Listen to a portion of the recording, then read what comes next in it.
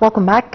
Still covering the aid that Egypt is sending and the convoys of humanitarian aid sent to Gaza Strip, and also the situation worsening in Gaza and the Arab League extraordinary session that kicked off today. To shed more light on this, we have the pleasure to have with us over the phone His Excellency Ambassador Gamal Bayoumy, former Assistant Foreign Minister. Good afternoon, Your Excellency.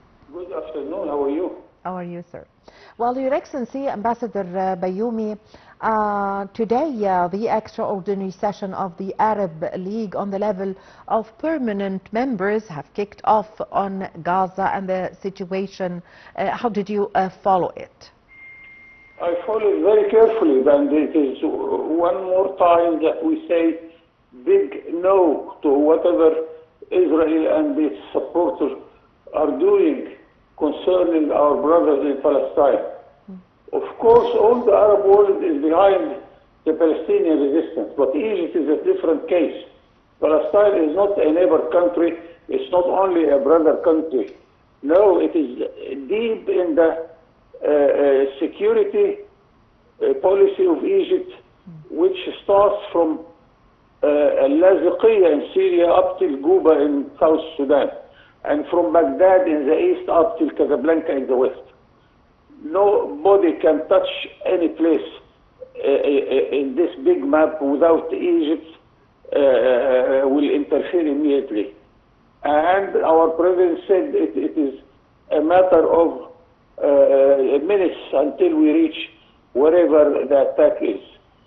But I want to address the public opinion in Egypt and the Arab world through you, saying that we are facing a highly complicated situation.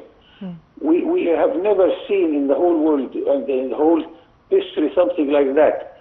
That a foreign force, a stupid force, is trying to make the whole people of a country leaving their own country, 7 million people to leave their own country to where we don't know, and no country in the whole world will accept this.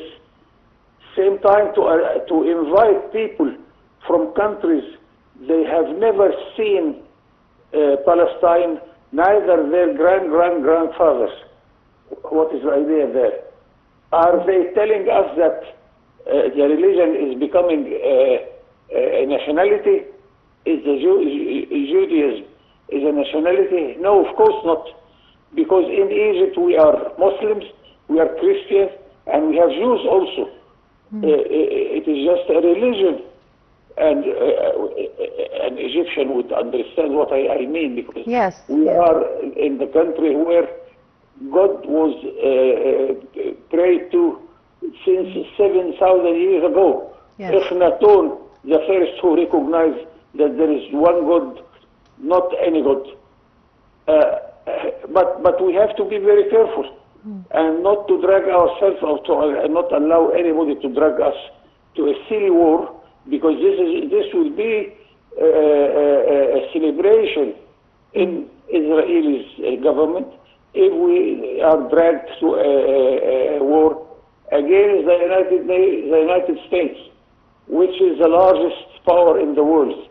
No, we shall not do that, because we think that time is in our favor, especially with the opposite migration from Israel now. 500,000 Israelis left the country because they think that their own countries are much better for living, whether it is Germany, France, Italy, Greece or else.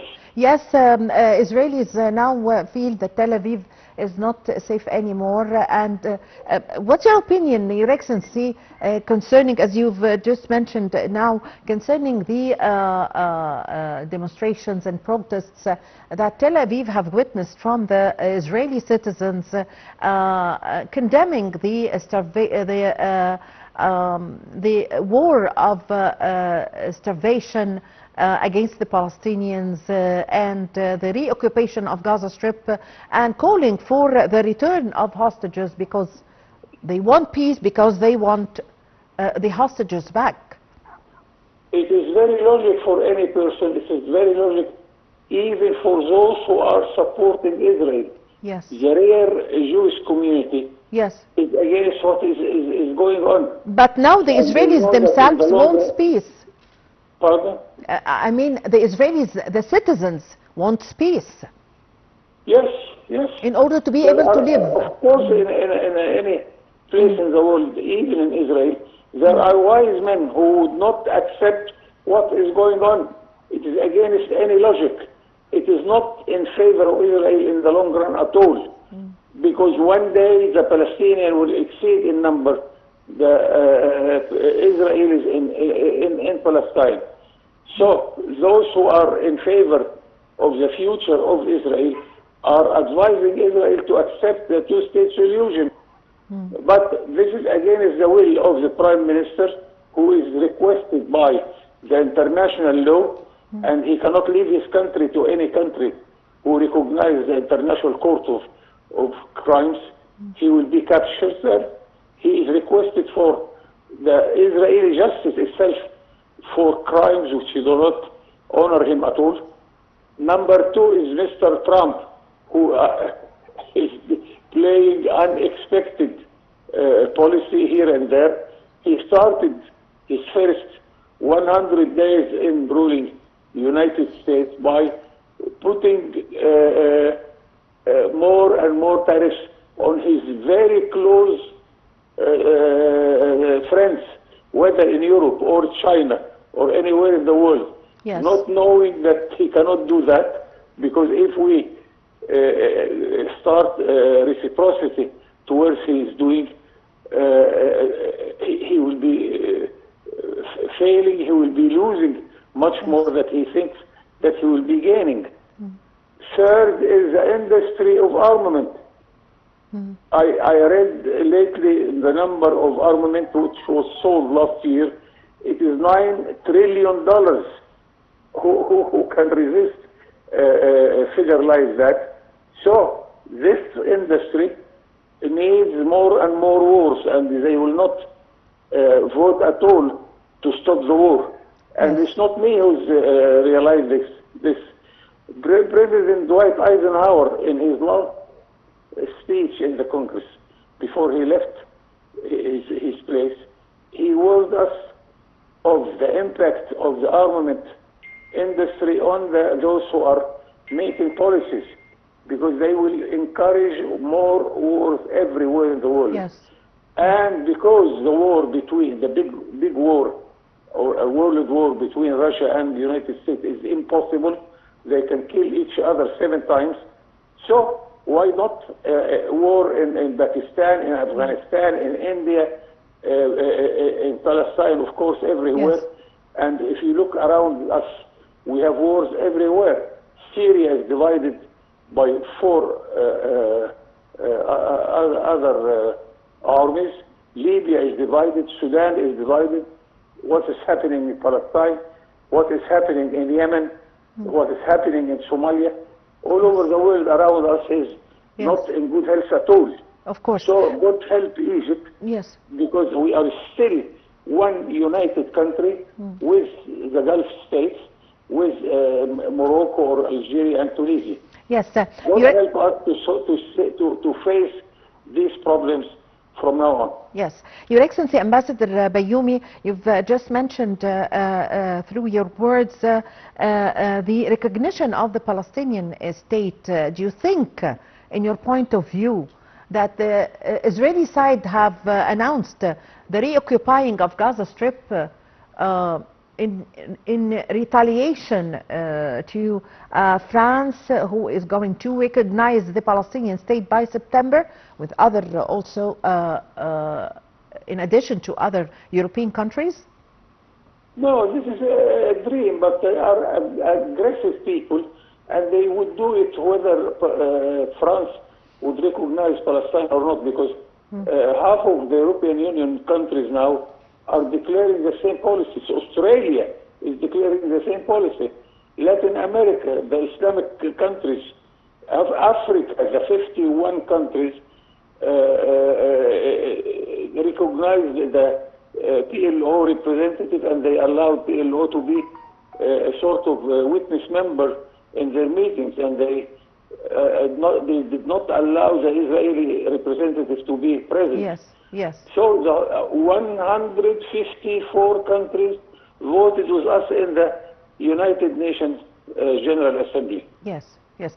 Your Excellency, Ambassador Bayoumy, Egypt's 11th aid convoy to Gaza have entered Rafah border crossing on Sunday, and the convoy have entered the enclave to provide food and emergency aid, including even baby formula and medical supplies.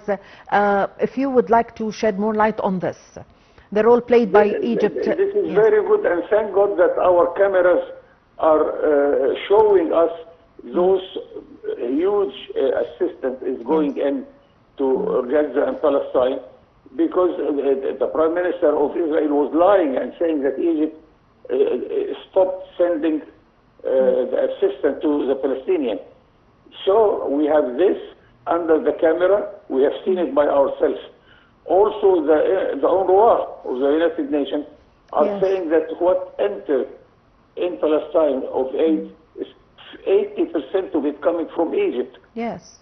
So we shall never stop helping our brothers in Palestine, because we believe in the long run we shall win this battle, but it needs a long breeze and accept a long war.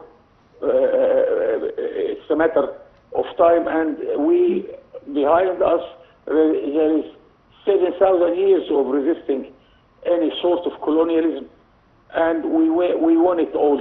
Yes. In our history. Yes, actually, Ambassador Bayoumy, if you would like to shed more light also that this is not the only time that Egypt is supporting Palestine and the Gaza Strip by sending humanitarian aid through the Rafah crossing border for years and years, even before the 7th of October 2023 war starts. For years we see long queues of trucks standing in order to enter the Gaza Strip from the Rafah crossing border. Give us an idea about this picture, please.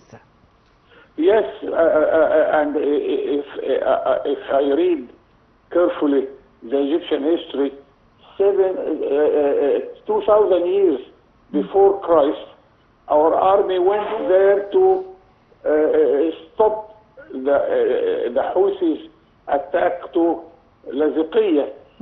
Salah ad-Din al-Ayyubi, he went to stop the Crusaders from occupying Palestine, and he succeeded to do that. Even he captured Richard of Britain, who was leading this campaign. During Napoleon, we resisted Napoleon. He failed to enter Akka. Yes. Because of our resistance.